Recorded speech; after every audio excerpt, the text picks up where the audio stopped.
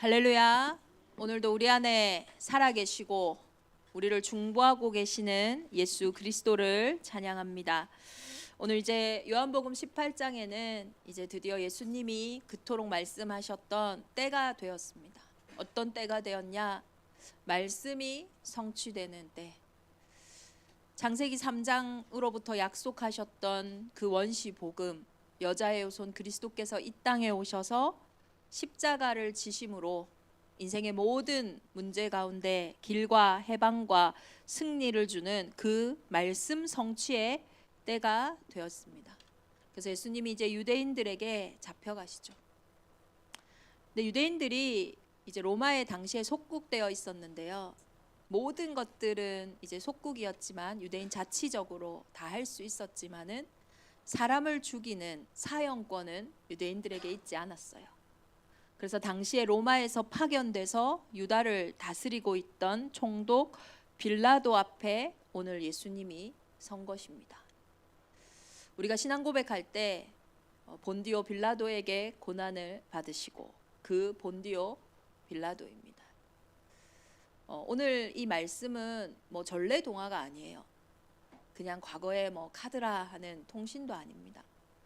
실제로 하나님이 이 땅에 사람의 몸을 입고 와야 하는 그 영적인 문제가 저와 여러분에게 있고, 그 문제는 하나님이 죽지 않으면 안 되는 그만큼 끔찍한 문제였고, 그리고 그 문제를 예수님이 십자가에서 실제적으로 사실적으로 완전히 끝내신 역사적인 사건이요, 또 저와 여러분에게도 실제로 회복돼야 되는 내 인생의 중요한 때라는 것입니다. 그래서 그냥 뭐 전래동하면요, 그냥 뭐 듣고 우리가 하하호호 하고 또 그것에서 좀 은혜도 받고 이러면 되지만, 실제로 예수 그리스도가 되셔야 되는 그 일이 우리의 인생에 있다니까요. 우리의 인생 가운데 있고, 또 우리의 가정과 가문의 흐름 속에 있고, 우리가 이 땅을 살아가는 우리의 배경 속에 있다는 것입니다. 그래서 대충 믿고 대충 예배하시면 안 됩니다. 진짜 오늘 이 말씀을 통해서 우리가 봐야 하는 중요한 은혜와 응답이 숨겨져 있는 줄 믿습니다. 그래서 빌라도가 오늘 예수님에게 질문하는 거예요. 네가 유대인의 왕이냐? 그래서 이 질문이 이제 오고 가는 가운데 예수님의 대답입니다. 예수님이 내 나라는 여기에 속한 것이 아니다. 내 나라가 이 땅에 속하였으면 내 사람들이 내가 유대인들에게 잡혀오지 않도록 이미 이 땅에 육신적인 싸움을 했을 거다. 그런데 내 나라는 여기에 속하지 않았기 때문에 내가 오늘 여기에 잡혀온 거다. 이렇게 이야기하시거든요. 그러면 예수님은 저와 여러분이 지금 대한민국, 이 한국을 살아가고 있는데요, 하나님이 우리에게 지금 눈에 보이는 세상 나라도 말씀하시는 것 같지만은 눈에 보이지 않는 영적인 나라, 다시 말해서 예수 그리스도가 주인 되시는 하나님의 나라와 사단의 나라가 있음을 지금 말씀하고 계시는 거예요. 내 나라는 여기에 속한 것이 아니다. 그래서 우리가 사실은 실패하는 이유는 뭐냐면요, 우리가 세상에서 근심과 걱정과 어려움이 오는 이유는 사실 여기에 있는 거예요. 우리는 눈에 보이는 세상만 보고 살아가기 때문에 판판이 실패할 수밖에 없는 거예요. 성공한다 한들 결국은 그 끝에 세상신 임금 사단이 심판을 받는 것처럼 심판의 자리를 피할 수가 없다라는 거예요. 그렇다면 이번 한 주간 우리 대정인만의 온 교회가 이 하나님의 나라, 눈에 보이지 않는 나라를 누리기 위해서 무엇을 확인해야겠습니까? 그 첫 번째가요, 절대 주권을 인정하는 거예요. 이 예수님을 유대인들이 잡아서요, 그 해에 사실 대제사장은 가야바거든요. 그런데 사실 이 가야바는 장인어른이 안나스입니다. 이 안나스 권속 자체가 이 시대에 정치와 종교와 권세를 잡고 있는 세력가 집안이었어요. 그래서 먼저 실세인 안나스에게 그를 잡아가서 대제사장의 가야바에게, 그리고 총독 빌라도에게 지금 예수님이 서시게 된 거거든요. 그런데 이 가야바는 어떤 사람이냐면요, 오늘 요한복음 18장에 봤더니 유대인들에게 한 사람이 백성을 위하여 죽는 것이 유익하다고 권고하던 자예요. 그러니까 어떤 사람이냐면 요한복음 11장에 봤더니요, 제사장들과 바리새인들이 모여서 회의를 하는 거예요. 야, 지금 예수라는 사람이 이렇게 많은 표적을 일으키는데 너무 많은 사람들이 예수를 쫓지 않냐. 이렇게 되면은, 그를 이대로 두면은 모든 이스라엘이 예수를 믿지 않겠냐. 그러면 로마인들이 와서 우리의 땅과 우리의 민족을 뺏어가지 않겠냐. 그러니 한 사람이 죽는 것이 이스라엘 전체가 망하는 것보다 낫지 않냐라고 선동했던 사람이 대제사장이었던 가야바였어요. 그런데 사실 이 말 안에는요, 숨은 동기가 있어요. 특히 이 땅을 살아갈 때는 우리가 세상만 살아가면요, 그냥 그 사람이 말하는 것만 들을 수 있어요. 그 사람이 표현하는 것만 들을 수 있어요. 그런데 진짜 메시지는 그 안에 있거든요. 사람의 말을 자세히 들으면요, 동기가 보입니다. 이것을 볼 수 있는, 이것을 판단하고 이것을 보는 사람들이 실제로 불신자건 아니면 신자건 세상에서 성공해요. 그냥 눈에 보이는 것만 사실 보고 사는 사람들은 그냥 밥 먹고 삽니다. 그런데 뭔가 눈에 보이지 않는 것을 보는 눈이 있는 그 사람들이요, 사실은 세상을 움직이거든요. 이 가야바의 동기를 아시겠습니까? 야, 모두가 예수 믿으면 우리 뭐 먹고 사냐? 우리 집안 어떡하냐? 사실 그 얘기거든요. 그런데 그 안에는 더 숨겨져 있는 동기가 있어요. 이 안나스의 가문은요, 주로 제사장의 가문이 하는 일은 뭐냐면 성전을 관리하고 성전세를 받아요. 그러니까 성전에 사람들이 오고 갈 때는 성전에 세금을 내고, 또 예배 드리기 위해서는 양과 염소 같은 이 제물을 가지고 와요. 예수 그리스도를 예표하는 그 제물이 뭐가 돼 있냐면 장사가 돼 있었어요. 이런 식당들 있잖아요. 밖에서 가져온 외부의 음식은 절대 먹을 수 없습니다. 안에서 뭔가 운영하는 것들만 먹어야 되는, 그게 당연하죠. 장사니까요. 근데 이 성전이요, 장사하는 집이 되어버렸어요. 외부에서 흠없고 거룩한 양과 염소를 가지고 오면요, 이건 불합격, 이거는 예배드리기에 적합하지 않아, 이건 더러운 제물이야 해서 받아들여 주질 않아요. 어떤 제물만 오케이 하는 줄 아세요? 합격하냐면요, 성전에서 파는 제물, 거기서 파는 양과 염소, 비둘기들만요, 합격, 이건 예배할 수 있어 라고 들여보내거든요. 근데 뭐 밖에서 사는 거랑 가격이 비슷하면 말 안 하죠. 10배 이상 차이가 나요. 15배 이상 차이가 나요. 그러면 이 백성들이 얼마나 힘듭니까? 그래도 울며 겨자 먹기 식으로 그 예물을 가지고 예배 드려야 되는 거예요. 그걸로 얻어들인 수익이요, 어마무시했어요. 그러니까 예수님이요, 화를 내시면서 내 집은 만민을 위해 기도하는 집인데 너희가 이렇게 장사하는 집으로 만들었구나 하면서 채찍을 휘두르면서 그 장사하는 모든 매대들을요 다 정화하셨잖아요. 누가 하나겠어요? 이 안나스 가문과 권세자들은요 열받는 거예요. 자기들 거기에서 돈 버는데, 자기들 거기서 어마무시하게 이익을 취득하고 있는데 예수라는 자가 이 성전은 그런 게 아니다 하면서 이 복음의 근본을 회복시키니까요 얼마나 열받아요. 정치, 경제, 사회, 문화, 사람들의 모든 것 속에는요 사실은 이 눈에 보이는 세상에 있는 것 같지만 사실은 보이지 않는 영적인 세계의 나라의 동기들로 움직여집니다. 그래서 이걸 모르면요 당연히 어떻게 성공할 수 있겠어요? 들리는 것만 듣고 눈에 보이는 것만 보고 갈 수 있겠습니까? 그래서 세상은요 그게 뭐 부당한 게 아니라요 당연한 겁니다. 살아가기 위해선 동기가 필요해요. 나에 대한 동기든 육신적인 동기든 아니면은 세상에 대한 동기든 동기 없이 살 수는 없어요. 이 속에 우리가 인정해야 될 것이 무엇이겠습니까?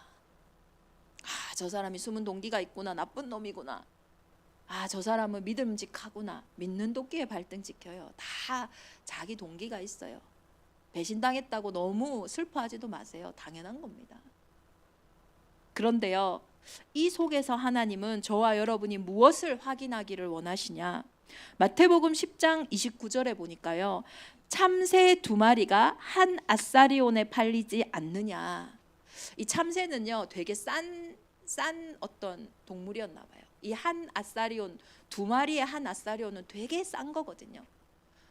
이만큼 참새는 흔한 겁니다. 지금 참새를 주고 파는 것들은. 그런데 이 흔한 일도 너희 아버지께서 허락하지 아니하시면 그 하나도 땅에 떨어지지 아니하리라. 이 흔한 일이라도 하나님이 허락하지 않으시면 그 참새를 파는 일 못한다.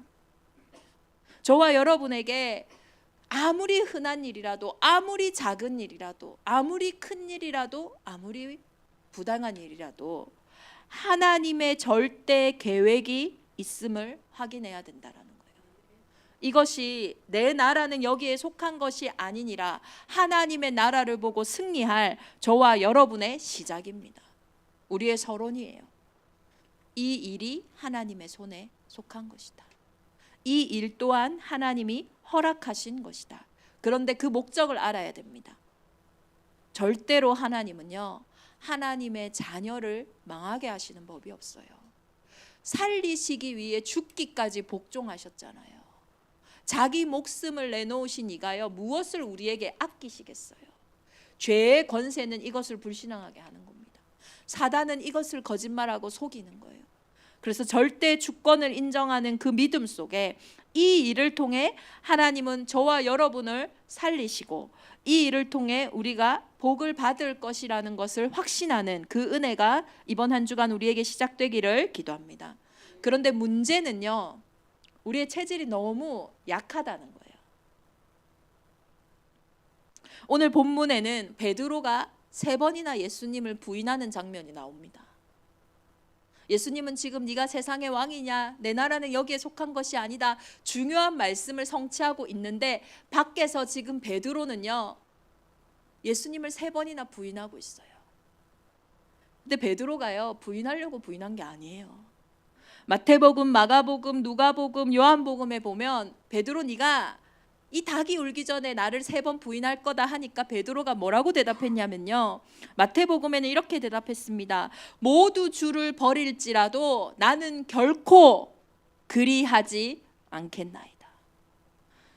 마가복음에는요, 다 버릴지라도 나는 안 그럽니다. 심지어 누가복음에는 이렇게 얘기했습니다. 주여, 내가 주와 함께 지옥에도 가고 주와 함께 죽는 데까지 가기를 각오하였나이다. 요한복음에서는요, 주를 위하여 내 목숨 버리겠습니다, 이렇게 얘기했다니까요. 불가요, 어떻게 보면 며칠, 하루도 아마 채 지나지 않은 시간인데 베드로가 문 밖에서 문 지키는 여자가 너 예수 제자 중에 한 명 아니야? 나 아니야. 불을 쬐고 있는데 또 옆에 있던 사람들이 너 그 제자 중 하나 베드로 같은데 아니야? 아니야, 나 아니야. 그 베드로가 귀자른 사람 있잖아요. 말고의 친척이 너 저 겟세마네 동산에서 너 봤는데 나는 아니라. 이 얼마나 참담합니까? 근데 이 모습이 참 우리의 모습 아닙니까? 늘 주를 위하여 할 수 있다, 그까지 안 가도 이 일은 할 수 있다, 하면 된다, 해보자, 마음 먹고 마음 먹지만 그 마음과 그 생각조차 내 마음대로 내 생각대로 참 안 됩니다. 요즘 뭐 이혼하는 가정 너무 많은데 저도 어제 육지에 결혼식 다녀왔는데요, 서약하더라고요. 죽기까지 옆에 있는 내 아내를 사랑하겠습니다. 네! 신랑 다 고백하고, 네, 아내는 죽기까지 우리 아내 사랑하겠습니다. 네! 하고 하더라고요. 아무리 다짐하는데요, 뭐 물론 그 과정의 상황을 뭐 우리가 쉽게 이야기할 수는 없지만 참 내 다짐조차도 내 스스로 지킬 수가 참 없습니다. 내가 아무리 지키려고 의지를 가진다고 해도 내 상황과 내 형편이 도와주지 않는 부분들이 많죠. 어느 누가 가정을 무너뜨리고 또 후대가 내 마음대로 안 되고 내 사업이 안 되고 내 인생이 마음대로 안 되기를 원하는 사람들이 어디 있겠어요? 오히려 더 하고자 하고 살리고자 하고 힘내고자 하죠. 근데 참 우리의 인생이 내가 주인인 것 같지만, 주인이면 뭐든지 마음대로 해야겠지만, 정작 중요한 것들은 마음대로 못해서 당하는 고통과 어려움이 너무나 많다는 거예요. 그래서 우리는 오늘 이 속에서 정말로 하나님의 나라를 보는, 그 하나님 나라의 일을 보는 은혜가 있기를 예수 그리스도 이름으로 축원합니다. 그래서 예수님은요, 부활하셔서 40일 동안 그들에게 말씀하셨어요. 그가 고난받으신 후에 또한 그들에게 확실한 많은 증거로 친히 살아계심을 나타내사 40일 동안 그들에게 보이시며 하나님 나라의 일을 말씀하시니라. 내 나라는 이곳에 속한 것이 아닌데 너희가 영적인 세계, 하나님의 나라와 사단의 나라를 이 세상에서 볼 수 있도록 하나님 나라의 일을 40일 동안 말씀하신 거예요. 이 비밀을 볼 때에 우리는 우리의 체질을 넘어설 수 있는, 우리의 연약함 속에 하나님 나라의 일을 볼 수 있는 은혜가 회복되어지는 줄 믿습니다. 그래서 하나님의 나라는요, 두 가지를 보는 것이 하나님의 나라예요. 그게 뭐냐? 이미와 아직입니다. 이 긴장 속에서, 이 갈등 속에서 우리는 사실 많이 이렇게 속아버리거든요. 이미라는 것은 뭐냐? 이미 하나님의 나라가 너희 안에 있다라는 거예요. 이미 예수 그리스도께서 십자가에서 모든 것을 다 이루었다는 거예요. 그 이름을 믿는 순간 이미 너희의 인생에, 우리의 인생에 과거, 현재, 미래 모든 문제는 다 끝났다라는 거예요. 이것이 이미입니다. 이사야서 53장 5절을 보면서요, 저는 이 이미에 대한 답을 얻었었거든요. 우리 한번 합독해 보실래요? 이사야서 53장 5절입니다. 그가 찔림은 우리의 허물 때문이요 그가 상함은 우리의 죄악 때문이라. 그가 징계를 받음으로 우리는 평화를 누리고 그가 채찍에 맞음으로 우리는 나음을 받았도다. 저는 이 말씀 묵상하면서요, 이미에 대한 큰 은혜를 받았습니다. 아직도 예수를 십자가에 못 박아 놓는 사람들이 있어요. 이미 안 끝났다 이 말이죠. 예수님의 십자가 사건은 2000년 전에 이미 끝났습니다. 이미 예수님은 저와 여러분의 허물을 위해서 죄악 때문에 이미 상함을 얻으셨어요. 그리고 징계를 이미 받으셨어요. 그래서 그 십자가가 이미 끝난 것이 맞다면 우리가 누려야 될 시간표는 평화와 나음밖에 없는 줄 믿습니다. 이것을 확인하셔야 돼요. 예수님은 다 이루셨다 하셨어요. 이것을 영접하는 자, 곧 그 이름을 믿는 자들에게는 하나님의 자녀가 되는 권세를 주셨어요. 이것은 혈통도 아니고 육정도 아니고 사람의 뜻도 아니고 오직 하나님께로부터 난 거예요. 왜 혈통이 안 됩니까? 왜 우리 가문의 힘으로 내가 가진 부와 능력으로 안 됩니까? 왜 사람의 노력인 육적으로 안 됩니까? 근본 문제는요, 사람이 해결할 수 없어요. 사단은 우리의 노력을 무서워하지 않습니다. 우리의 열심을 두려워하지 않아요. 우리의 운명은 아무리 노력해도 바꿀 수가 없다니까요.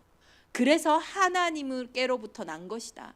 하나님으로부터 온 이 복음, 여자의 후손 대신 그 예수 그리스도의 십자가의 생명이 우리를요, 하나님의 자녀가 되는 권세 주셨다니까요. 그래서 고린도전서 3장 16절에는요, 너희 안에 성령 계시지 않냐? 그게 너희가 하나님의 성전 아니냐? 보라, 이전 것은 지나갔을 때 새 것이 되었도다고 하신 거예요. 이미 끝났습니다. 우리가 절대 주권을 인정해야 되는 내 인생의 문제 속에 첫 번째로 봐야 되는 것은, 이 문제 하나님 허락하셨는데 이미 끝난 문제구나. 그런데요, 다 끝났다고 했는데 남은 문제들이 있잖아요. 우리가 여기에 다 속거든요. 아직 오지 않은 하나님의 나라. 하나님은 이 천국 복음이 땅끝까지 증거된 이후에 끝이 온다 했어요. 예수님이 십자가를 지실 때가 있었던 것처럼 예수 그리스도께서 이 땅에 다시 오셔서 심판하실 때가 있어요. 이 심판은 우리의 심판이 아닌 세상 임금 사단을 향한 것이라고 말씀하셨잖아요.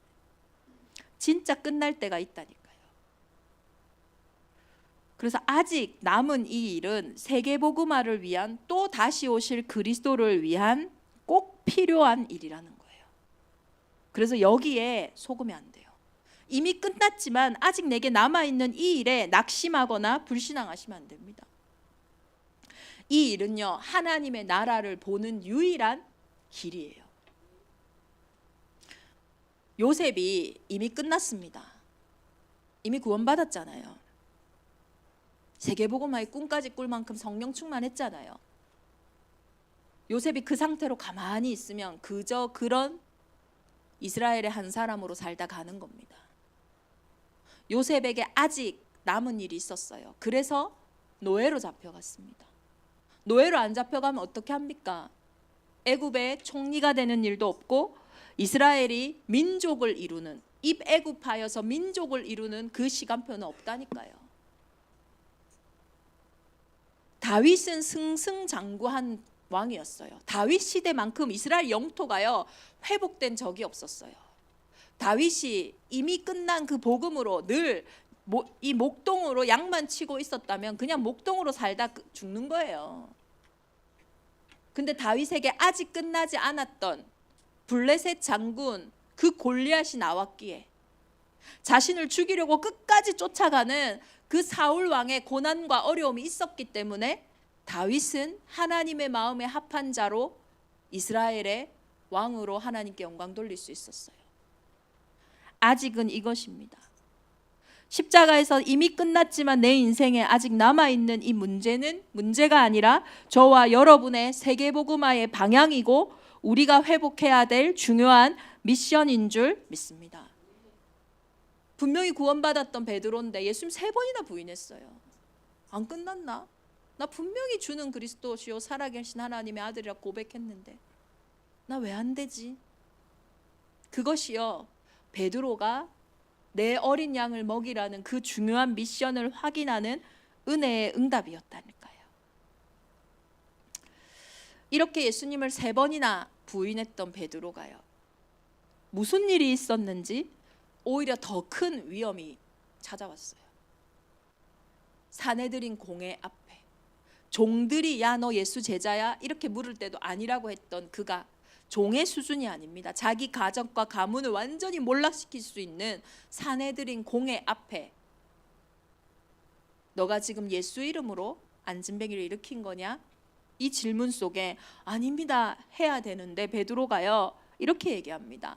다른 이로서는 구원을 받을 수 없나니 천하 사람 중에 구원을 받을 만한 다른 이름을 우리에게 주신 일이 없음이라. 완전히 재창조됐어요. 이 말이요 무슨 말인 줄 아세요? 그들한테 이렇게 얘기한 거야. 너희 구원 못 받았어. 유대인들한테요 지금 야 너희 지금 구원 못 받았어. 그들은요 구원 얻을 이름이 지금 예수밖에 없는데 예수를 십자가에 죽인 자들이에요. 핍박한 자들인데 그들한테 야 너희가 하고 있는 지금 모든 율법의 연구와 모든 거 다 헛짓거리야. 그 소리 한 겁니다. 유대인들이 죽여야죠. 그런데 못 죽여요.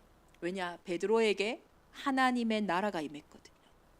베드로에게 하나님의 나라의 일이 임하였거든요.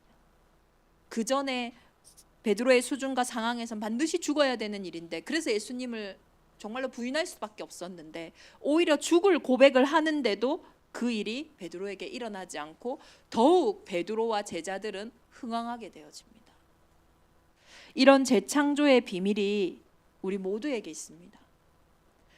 정말로 그 연약한 약했던 그 베드로를 바꾸신 그 하나님 나라의 일이 저와 여러분에게도 있는 줄 믿습니다.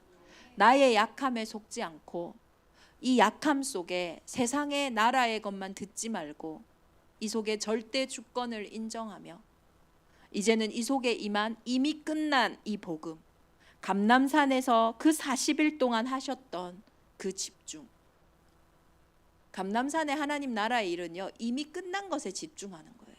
그 복음에 집중할 때요, 아직 끝나지 않은 내 인생의 미션들이요, 은혜로, 기쁨으로, 감사함으로 찾아온다니까요. 그래서 고린도후서 12장에 바울이 3번이나 자기 문제를 두고 복음 외에는 다 배설물로 여기고자 했던 그 바울에게도 끝나지 않은 가시와 같은 문제가 있었다니까요. 그것을 위해 3번이나 집중하며 기도하는데 바울은 답을 찾았습니다. 우리 한번 읽어볼까요? 나에게 이르시기를 내 은혜가 내게 족하도다. 이는 내 능력이 약한 데서 온전하여 짐이라. 그러므로 도리어 크게 기뻐함으로 나의 여러 약한 것들에 대하여 자랑하리니 이는 그리스도 능력이 내게 머물려 하려 함이라. 그러므로 내가 그리스도를 위하여 약한 것들과 능욕과 궁핍과 박해와 공고를 기뻐하나니 이는 내가 약한 그때에 강함이라. 강한 것을 가지고 세상에서는 강한 척하는 건 너무 쉬워요. 그런데 세상에서는 이 문제가 있으면 망해야 되는데, 이 사건이 있으면 안 돼야 되는데, 저 사람은 할 수가 도저히 없는데, 그 약할 때 강함 되시는 그 하나님의 나라만이 저와 여러분을 살리며 현장을 살리는 중요한 은혜와 응답인 줄 믿습니다. 그래서 결론적으로요, 이번 한 주간 우리가요 진짜 주권을 인정하고 나의 끝나지 않은 그 문제 속에 이미와 아직이라는 이 시간표를 두고 집중하는 그 시간을요 확정해야 됩니다. 오늘 예수님이 요한복음 18장에 봤더니요 어디에서 잡히셨냐면 1절부터 나와 있습니다. 예수님이 제자들과 함께 동산에 들어갔는데 겟세마네 동산입니다. 그런데 이 동산에 이 예수를 판 유다와 그 유대인들이 잡으러 왔어요. 아니 그때 당시엔 핸드폰이 있는 것도 아니고 뭐 CCTV가 있는 것도 아닌데 그들이 어떻게 예수님이 계신 곳을 알고 찾으러 왔을까요? 유다는 그 곳을 알고 있었어요. 예수님이 가끔 기도하실 때 찾던 곳, 중요한 일이 있을 때마다 제자들과 소통하던 그 동산을 알고 있었다라는 거예요. 여러분들이 기도하고 집중하는 곳을 우리 후대들이 알고 있다면 그것만큼 축복이 없겠죠. 그 곳을 알더라. 예수님이 잡히시던 곳에 대한 설명입니다. 문제가 있냐 없냐보다 더 중요한 것은요, 내가 집중하는 시간과 이 장소가 내게 있냐 없냐가 더 중요해요. 문제가 아무리 없어도요, 이 집중의 시간이 없다면 시간 지날수록 그 사람은 자기가 이해되지 않는 상태와 현장에 놓이게 될 거예요. 그런데요, 지금 아무리 문제가 많아도 내가 집중하는 그곳이 있다면 어느 순간 그 문제와 그 어려움은요 복이 되어져서 저와 여러분에게 찾아올 것입니다. 그래서 우리가요 육신을 입고 있다니까요. 그래서 그곳이 있어야 돼요. 하나님 나라의 일을 보는 그 감람산의 그 시간이 저와 여러분에게 있어야 됩니다. 예수님도요 참 인간의 몸을 입고 오셨기 때문에, 왜? 우리를 구원하시기 위해. 그래서 그분도요 이 죽음 앞에 얼마나 두려웠는지 몰라요. 안 그렇습니까? 얼마나 그 체질도요 약하시다니까요. 육신은 약한 겁니다. 근데 예수님이 그 겟세마네 기도를 아시죠? 땀이 피가 되는 것처럼 얼마나 집중하셨습니까? 두려우니까, 피하고 싶으니까. 그런데 내 뜻이 아닌, 내 원이 아닌 아버지의 원대로 하옵소서. 그 기도가요, 그 집중이 넉넉히 십자가의 승리 속으로 인도하신 거잖아요. 이번 한 주간 우리 대정임만회 온 교회가 내 나라는 여기에 속한 것이 아니다. 정말로 우리가 이 땅에 살고 있지만 정말로 영적인 세계를 아는 그 눈을 뜨고 그냥 늘 있는 일이 아니라 내게 십자가에서 다 끝났지만 고민되고 염려되고 어려운 그 문제 속에 강한 자가 결박되어지고 하나님의 나라가 임하는 최고의 응답의 한 주간 되어질 줄 믿습니다. 우리 주신 말씀 붙잡고 이 시간 함께 기도하겠습니다. 공동체, 우리 언약 공동체의 첫 번째 기도입니다. 이번 한 주간 모든 일 사건 속에서 절대 주권을 인정하는 믿음을 주옵소서. 참새 한 마리도 하나님이 허락하지 않으면 안 떨어집니다. 우리의 머리카락까지도 새 신바 되세요. 하나님 이 일을 허락하신 이유가 무엇입니까? 하나님 이 속에 내가 발견해야 될 하나님 나라의 일이 무엇입니까? 우리의 약함 속에서 강함 되시는 하나님 나라의 일을 확신하며 하나님의 나라를 누리게 하여 주옵소서. 겟세마네 동산처럼 나의 기도처를 확정하고 집중하는 인생으로 우리를 복 주시옵소서. 우리 시간 합심으로 함께 기도하겠습니다. 살아계신 하나님 아버지 감사합니다.